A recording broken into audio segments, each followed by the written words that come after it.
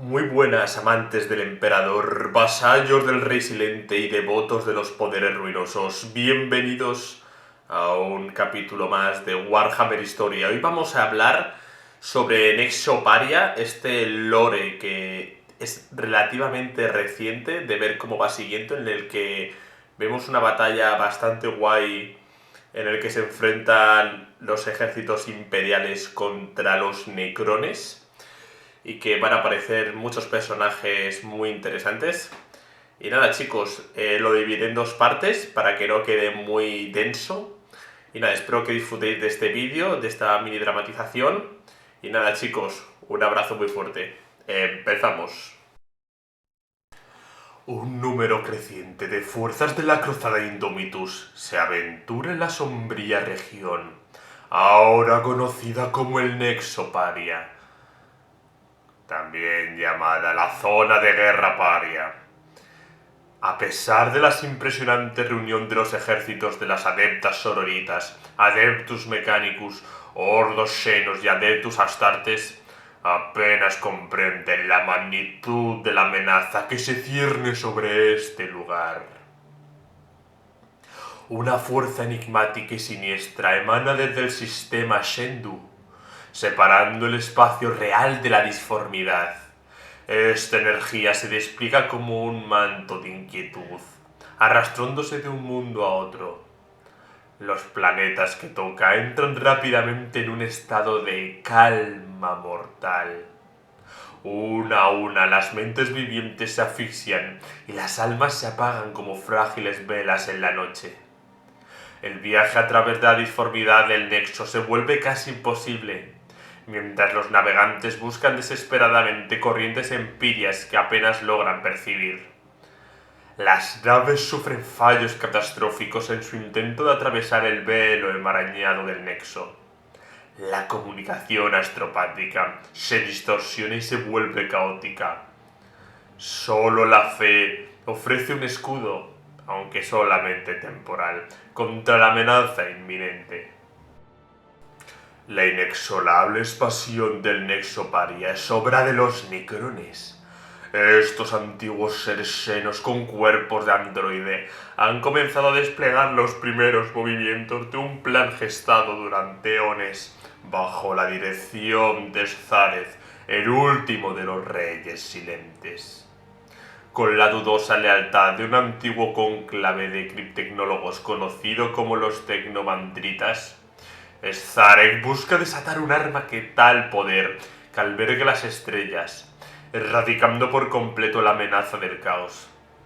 Que este cambio titánico en el destino de la galaxia exija el precio de la muerte del alma de toda forma de vida no necrona es, desde la perspectiva del Rey Silente, una bendición adicional. En el corazón de este esquema colosamente ambicioso se encuentra una sustancia legendaria, conocida como Noctilita, o más comúnmente como Piedra Negra, moldeada en imponentes pilones que se alzan hacia los cielos. Aunque los observadores militares del Imperio no pueden determinar si estos pilones del Nexo Paria fueron desenterrados por los necrones o lanzados desde el cosmos. Pero una cosa es indudable: de alguna manera estos obeliscos están canalizando las energías de la estrella Chenduan aprisionada, generando una barrera sobrenatural que separa el espacio real de la vasta disformidad. En la mayoría de los mundos dentro del Nexo ya se consideran perdidos, sus poblaciones humanas silenciadas.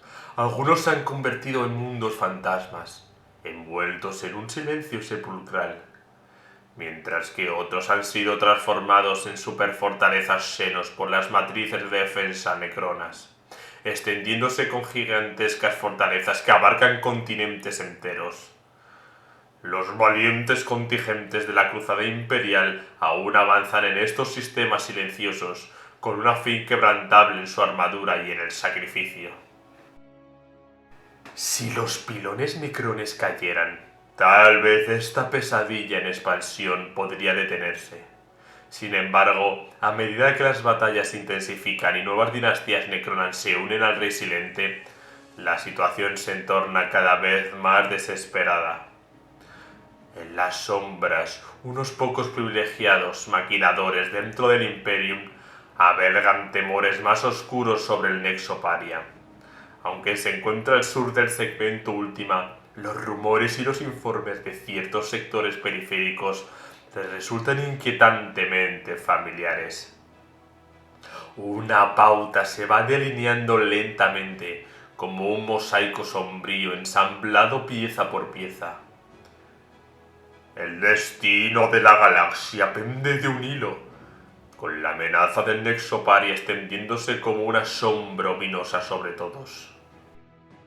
Serás mi campeón en esto, serás quien lleve la luz de la vigilancia imperial a este oscuro y silencioso vacío. A ti te confío la avanzada guardia de mi gran flota Primus, sabiendo con certeza que harás retroceder las sombras y derrotarás cualquier mal que oculten. A ti te confío esta esperanza. Esto le dijo Robot Guilliman al jefe de grupo Marran. Y con esto empezamos. La flota Primus de la cruzada Indomitus se erguía como una titánida colosal. Una de las diversas flotas que convergieron alrededor de anclajes en el vacío profundo en los márgenes del sistema Sol. Sin duda, era la más grande y poderosa de todas las flotas iniciales de la cruzada Indomitus, con un total de 26 grupos de batalla, conducidos a las estrellas por el mismísimo Robot Guilliman y Belisarius Cole. Poseían la fuerza de sacudir las mismas estrellas. Sin embargo, esto no fue una mera demostración de poder o un acto de vanagloria por parte de Robot. La misma estratégica de la flota Primus era nada más y menos que el refuerzo y la estilización de todo el Imperium Sanctum. Gran parte de los esfuerzos iniciales de la flota Primus se dirigieron hacia el segmentum solar, donde innumerables amenazas se cernían sobre el umbral de Terra. Pero no todos los grupos de batalla siguieron este camino. Algunos fueron enviados a internarse en las oscuridades más profundas del Imperium Sanctum, devastando por la guerra. Cada uno de estos grupos recibió una misión vital para el éxito de la cruzada y para el objetivo supremo de Guilliman: reforzar y asegurar el Imperium Sanctus.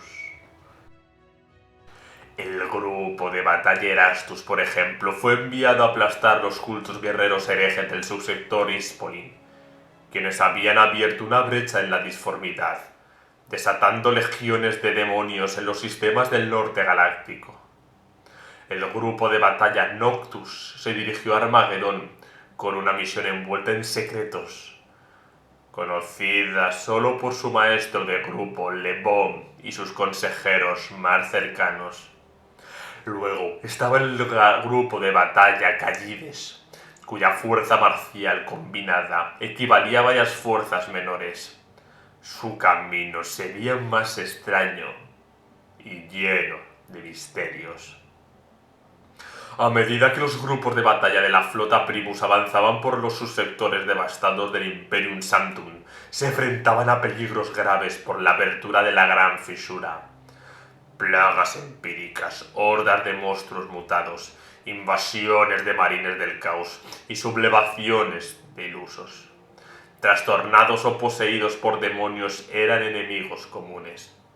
El grupo de batalla Callides no fue la excepción, enfrentándose valientemente a estos peligros mientras navegaba por el turbulento mar de almas, obligados a realizar saltos cortos por la disformidad. Esta táctica les permitió derramar la sangre de innumerables enemigos herejes sin poder evitarlos. Sin embargo, esta no era su verdadera misión. El grupo de batalla Callides tenía una tarea aún más oscura y crucial: investigar la región embrujada de silencio absoluto detectada en el subsector Nephilim. Esta zona, un misterio envuelto en sombras y superstición, llamaba a ser explorada y entendida. Por su influencia podría significar la diferencia entre la salvación y la condena del imperio. Con cada paso, la flota Primus y sus valientes guerreros se adentraban más en el corazón de la oscuridad, enfrentándose a horrores indescriptibles y desafíos titánicos, todo en nombre de la supervivencia y la gloria del imperio. Cuando la oscuridad de la Noctis Eterna retrocedió, las llamadas de socorro de innumerables mundos imperiales resonaron en el vacío del cosmos. Sin embargo, de los sistemas del subsector Nephilim solo emergió un silencio absoluto. La ausencia total de gritos de pánico o lamentaciones era inusualmente siniestra. El mando de la cruzada no se atrevió a dejar esta región sin explorar por el temor a los terrores que podrían estar incubándose sin control. En el mejor de los casos, esta zona del espacio estaba atrapada en la sombra persistente de la Noctis Eterna, o había sido erradicada de toda vida imperial. Pero ambos fenómenos exigían una investigación exhaustiva. En el peor de los casos, otra amenaza estaba germinándose dentro de la zona de silencio, al sur galáctico de Badab y Nocturne, algo que se debía de confrontar de inmediato.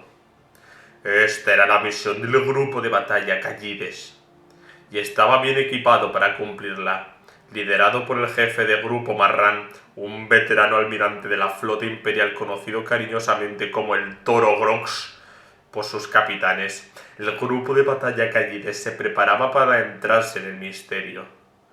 Marran, indomable e inquebrantable, formó un consejo compuesto por grandes héroes del imperio para asesorarse en sus campañas.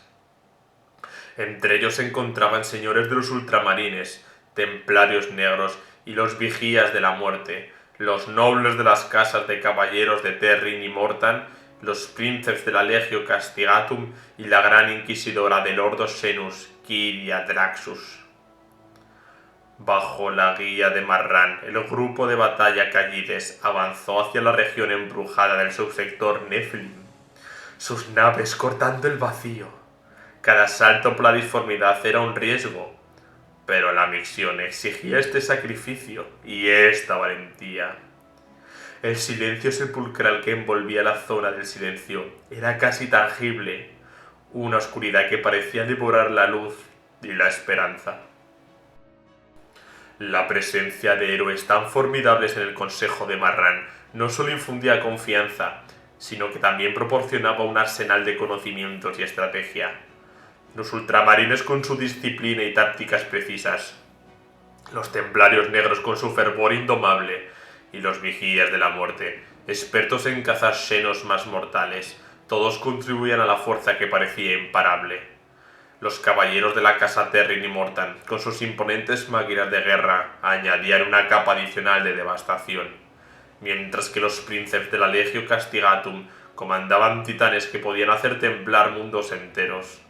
La gran inquisidora Kyria Draxus, con su mente aguda y conocimiento arcano, se aseguraba de que ninguna amenaza quedara sin descubrir. La flota Primus y en particular el grupo de batalla Callides se enfrentaba a una prueba titánica. Cada batalla, cada descubrimiento en el sector Nephilim tenía el potencial de cambiar el curso de la cruzada. Los silencios oscuros y las sombras que habitaban en este rincón del espacio. La galaxia estaba en juego, mientras los héroes del imperio luchaban con una valentía legendaria para desentrañar los secretos ocultos. Cuando finalmente llegaron a los sistemas que bordean el subsector Nephilim, los exploradores avanzados por el grupo de batalla informaron de pánico y caos en una escala inquietante.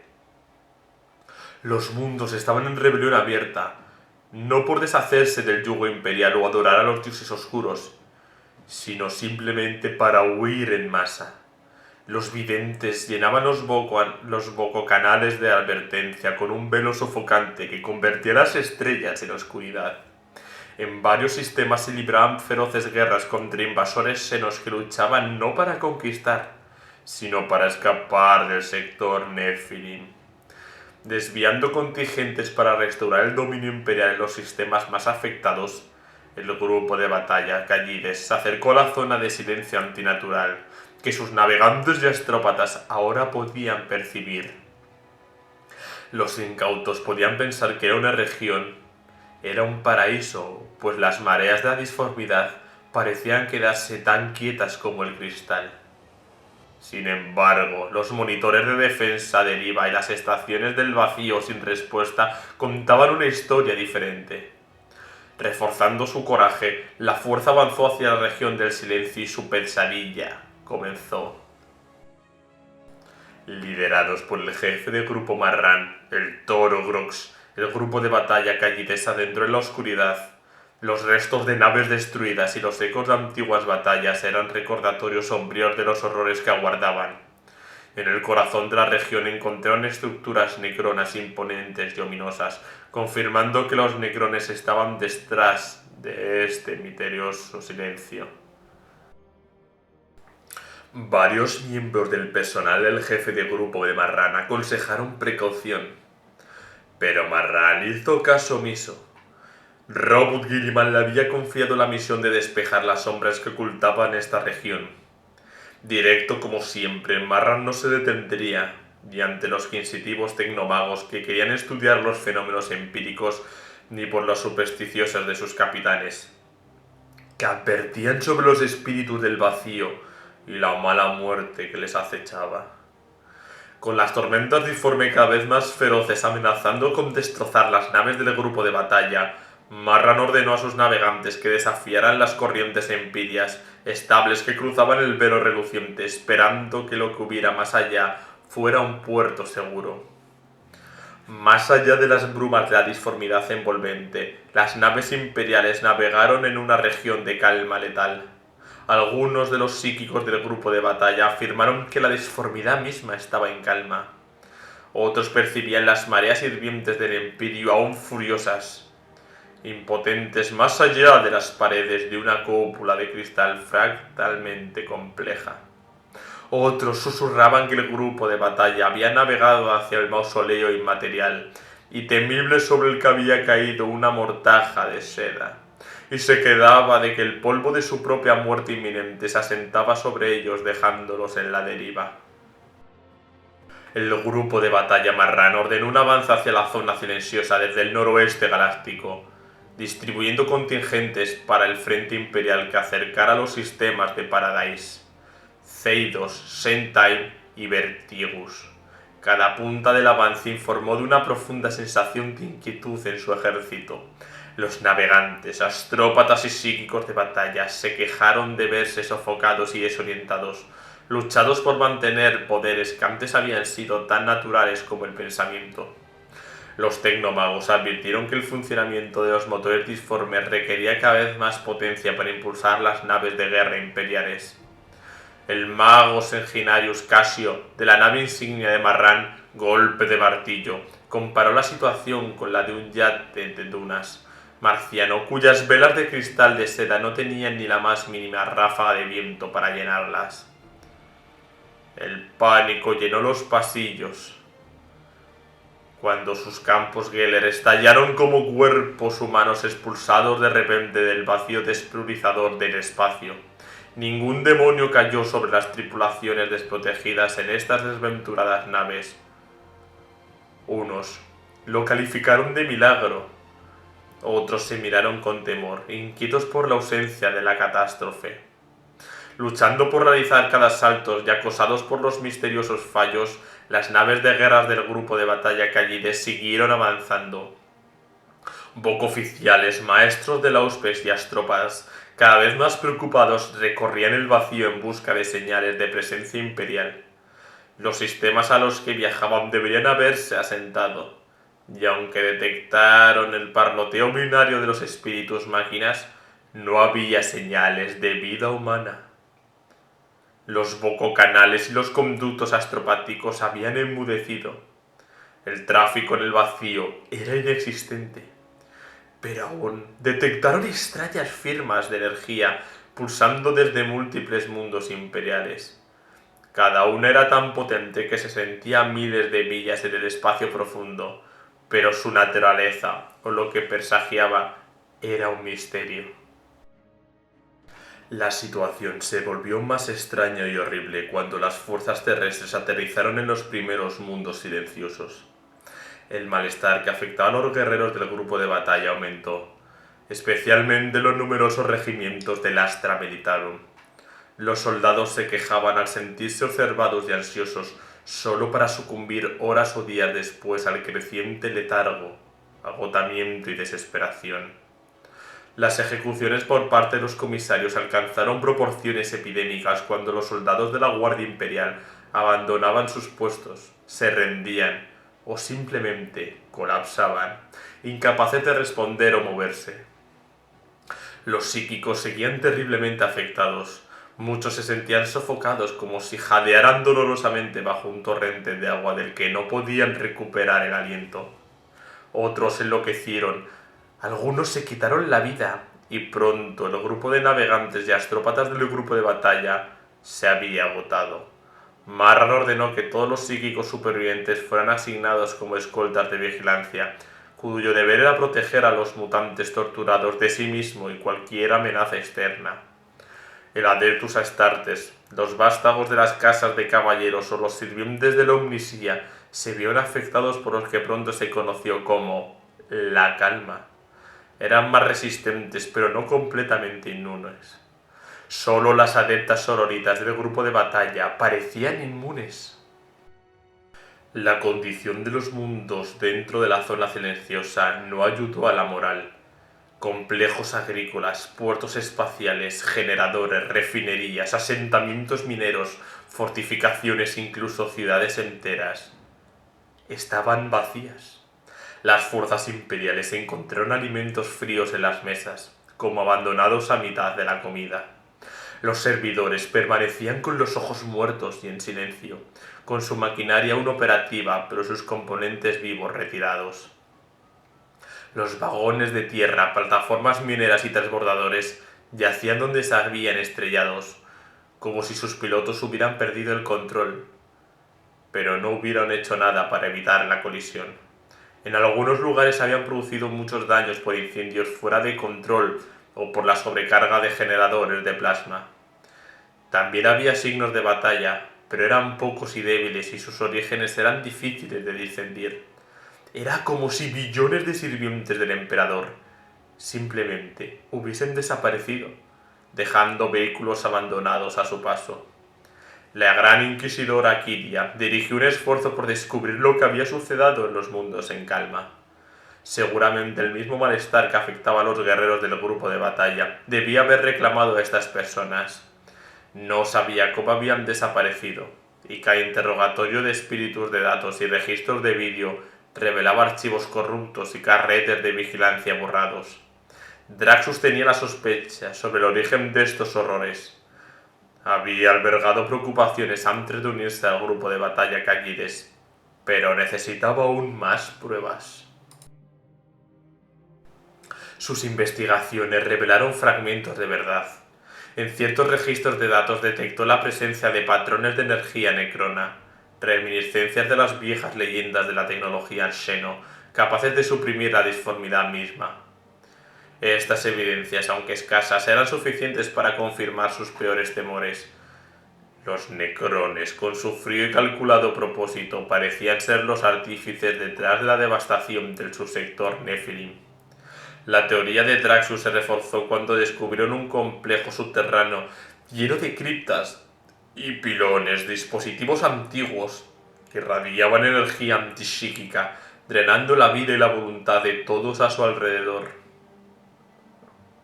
Marran, con una resolución aún más firme, preparó a sus fuerzas para el enfrentamiento inevitable. Sabían que debían destruir los pilones necrones si querían tener alguna esperanza de liberar el subsector y restaurar el orden imperial.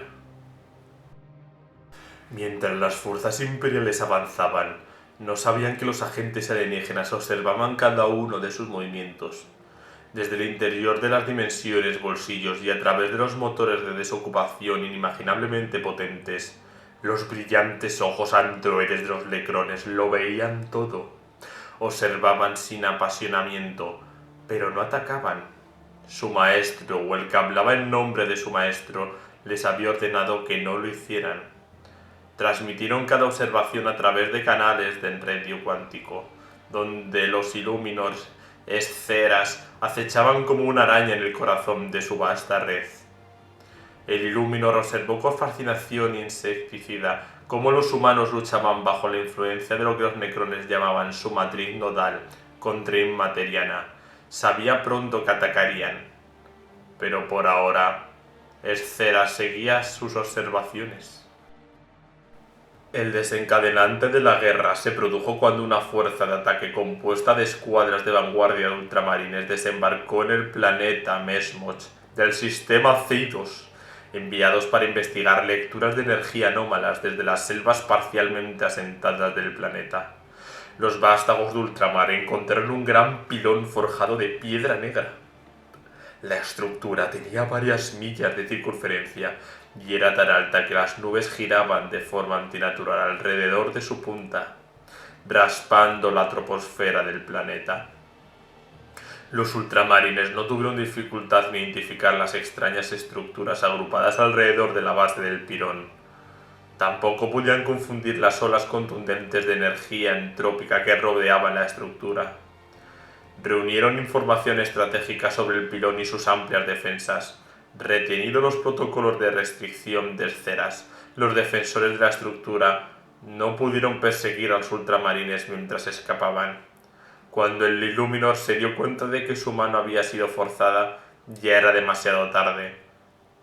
Los humanos habían descubierto la fuente de su sufrimiento y no tardarían en atacarla. El pilón de Mesmoth fue el primero en ser descubierto, pero no fue el último. El jefe Marran recibió noticias de otros pilones similares, pero claramente distintos entre sí, ubicados en otros mundos imperiales de la región. Llegaron informes de ejércitos necrones en movimiento. Varios contingentes se encontraron con una resistencia repentina y feroz de falanges que aparecían en la nada. Las bajas aumentaban y la alarma cundía. Pero Marran no se distrajo porque tenía un objetivo. El asalto al pilón de Mesmoth fue un desastre desde el principio. Los fallos de los motores disformes y las tripulaciones silenciadas provocaron que solo 2/3 de las naves de guerra transportes de tropas solicitadas alcanzaran el punto de reunión de Marran a tiempo. El sistema Zeidos, antes sin vida, surgían formaciones de naves necronas para oponerse al ataque imperial. Muchas naves humanas resultaron dañadas y varias fueron destruidas cuando las fuerzas de Marran llegaron a Mesmoch. El mundo, anteriormente silencioso, ahora brillaba con una luz sobrenatural, mientras las defensas orbitales descubiertas escupían fuego al vacío. Con los escudos encendidos y los cascos ardientes, los transportes imperiales arrojaron oleadas de infantería sobre la superficie de Mesmoch. El Adeptus Astartes lideró un ataque con ultramarines, templarios negros entusiastas y varios comandos de los vigías de las muertes, al norte del pilón. Le siguieron 6 regimientos enteros de infantería del Astra Militarum, mientras que el inmenso módulo de aterrizaje del Titán clase Warlord Redemptor de Dios Trono en medio de ellos. Las falanges necronas marcharon para oponerse al ataque. Los constructos espectros canópticos y filas de guerreros presionaban a través de las selvas lluviosas, vólteres y proyectiles de artillería entrecruzados con rayos deslumbrantes de energía Gauss y explosiones Teslas actínicas. Desgarraban el follaje en pedazos ardientes cuando las fuerzas imperiales y senos luchaban a lo largo de varios frentes. Entretanto, el acorazado de clase Apocalipsis Triunfo se abrió camino a través del vacío hostil para planear opciones de bombardeo sobre el pilón. Los cielos se iluminaron en blanco cuando las baterías de lanzas del Triunfo y el cañón Nova abrieron fuego. Los vítores se alzaron de las líneas imperiales cuando el pilón desapareció en medio de un mar de fuego y humo.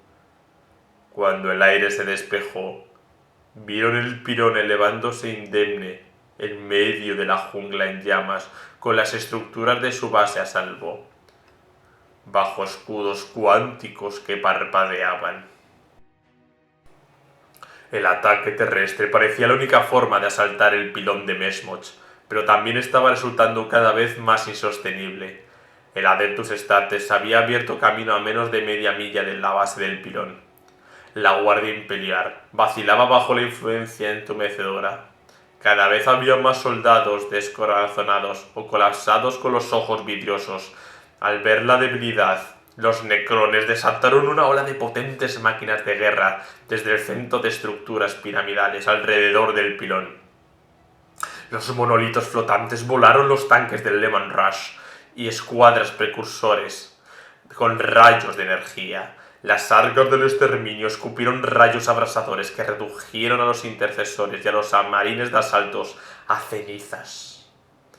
Golpeados por el fuego hostil, los escudos del vacío del Redentor se derrumbaron y el Titán se tambaleó bajo los martillazos del fuego Necrón. Solo el poder marcial y la disciplina inquebrantable de los marines espaciales impidieron que la derrota se convirtiera en una fuga desordenada. Una a una las escuadras se retiraron del combate, dando cobertura de retaguardia mientras las deslentadas fuerzas imperiales regresaban, maltrechas a sus zonas de extracción. Los nombres de los equipos de exterminios, Ameus y Tanir, entraron en los anales de la gloria cuando sus hermanos de batallas murieron para retener a los necrones. Un feroz contraataque liderado por el mariscal Gerhard de los Templarios Negros rechazó a los senos que buscaban acabar con el maltrecho Redentor y vio heridas brutales en las ambas partes. Finalmente, las naves de desembarco imperial se alzaron a través de las remolcadores. Y con esto dejamos esta primera parte de las guerras del Nexo Paria, en el que hemos visto cómo los necrones hacen su aparición, mientras el Imperio no se enteraba de nada de lo que estaba pasando, y los soldados imperiales que han sido brutalmente masacrados prácticamente en este primer envite entre necrones y marines espaciales. Veremos en el próximo capítulo cómo sigue esta batalla. Ha sido un poco esto explicación de un poco la cruzada de Indomitus, haciendo un poco de la Flota Primus, de por qué vienen aquí, etcétera, de la calma, como ellos le llaman, ¿no? Esos mundos en los que no hay nada, no hay disformidad, no hay nada, es todo vacío. ¿Qué habrá pasado con esa gente? Y nada, chicos, nos vemos en el próximo capítulo del Nexo Paria. Espero que os haya gustado. Y nada, chicos, un fuerte abrazo.